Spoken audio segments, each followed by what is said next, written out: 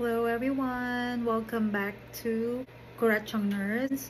Today I'm gonna show you I don't know how you call this, hair covers, nurses cap, head covers, whatever. I bought extra large ones just to like cover my hair completely kasi it's getting longer and it's getting thicker, thank God. I bought this from Temu. So I bought like 1, 2, 3, 4, 5, 6. So I bought 6 pieces. So around $3 to $4 each. Yan. And I'm gonna try all of them today. And at the same time, while I'm trying out my hair covers, I wanna discuss with you the members of the operating room team here in the US. So mas madami yung team members dito kumpara sa Pilipinas. So usually may 5 member ng operating room. So, yung dalawa dyan, nurse, yung tatlo, doktor. Yung isang nurse is tinatawag na circulating nurse. Dito naman yung scrub nurse. Ito naman yung surgeon. Ito naman yung assistant na surgeon. At ito naman ay anesthesiologist. So, ayan. So, by the way, you'll always see me in my royal blue shirt. Why? Our scrubs in the operating room is royal blue din. So, para ipatong ko na lang siya para kahit na nag-overlap siya, nakikita-kita siya sa loob, at least halos kakulay no. Iba lang yung shade ito. The shade of this one is darker than the operating room scrubs, pero at least it's close.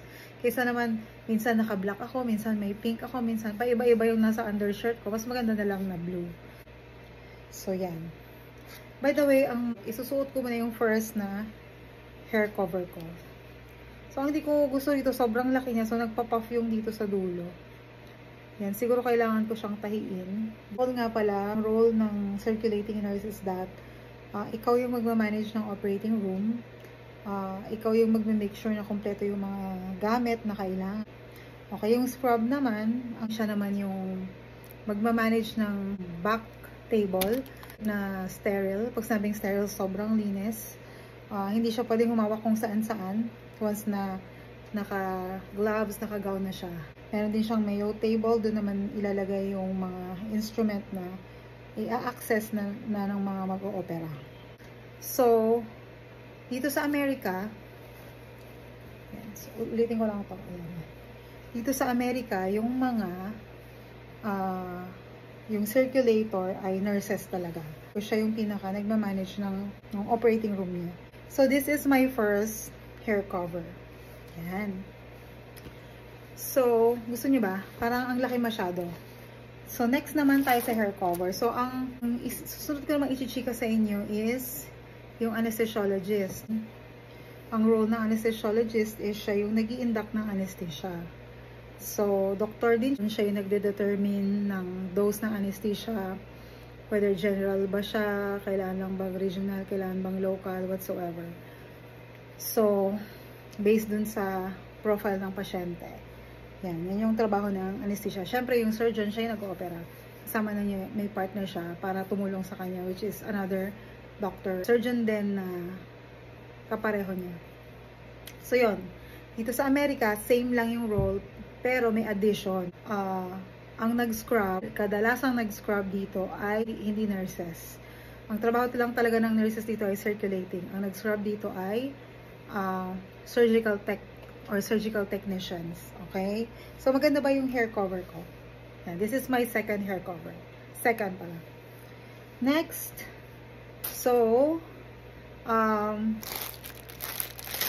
yung surgical technician, yun nga, na-train sila. So, meron silang training na, I think, 1 year or 9 months.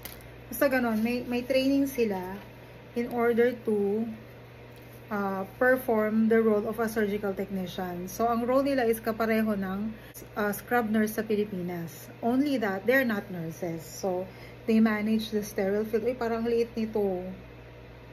Ay, naku, nabitin sa tela. So, ito naman yung pangatlo ko. Ay, naku, nabitin sa tela. Liit. So, they manage the sterile field. Kapareho ng surgical techs. Sila din yung nagpapasa ng instruments, nag-aayos sa back table, naka-surgical hand scrub sila, naka-gown and gloves sila, naka-hair cover sila. So, yan. Yan ay wala sa Pilipinas. Ano to?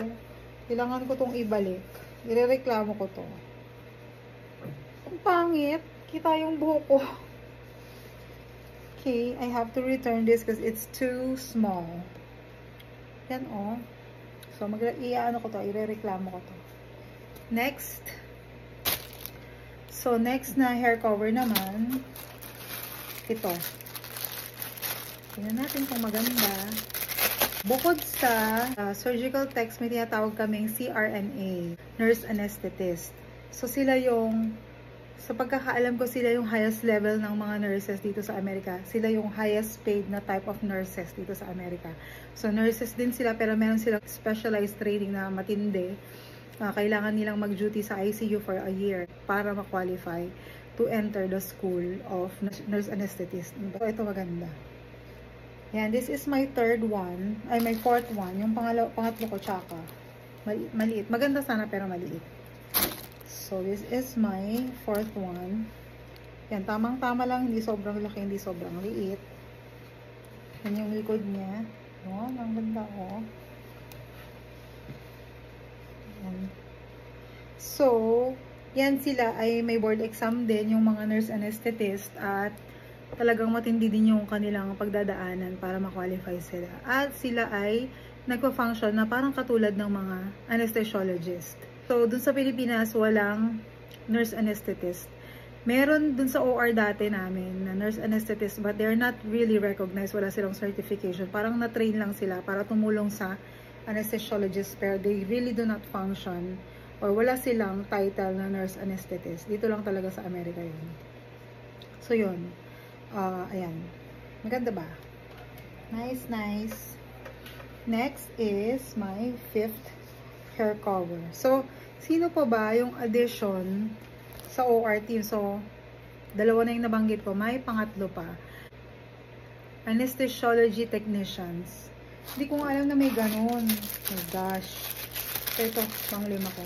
May anesthesiology technicians pa. Ano ba yung role ng technician? Sila naman yung nag-a-assist sa mga CRNA or nurse anesthetist at anesthesiologist. Sila yung parang, halimbawa, nagbe-make sure na kompleto yung mga gamit ng anesthesiologist before the procedure. Sila yung nagbe-make sure na gumagana yung mga machine, yung anesthesiology machine, yung mga gamot na kakailanganin, sila yung nagme-make sure na nandyan, yung mask nandyan, yung mga tubo na kailangan. So, yun yung role nila. So, sa totoo lang, napakadali ng buhay kasi nga, ang dami-daming nag-help sa OR.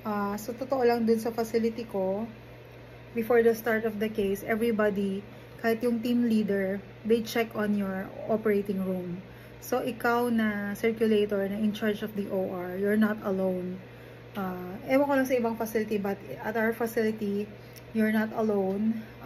You have help talaga. And your leader will make sure that your OR has all the instruments that you need and you get all the help that you can get. So, yan. So, this is my fifth one. Ang ganda. I like this.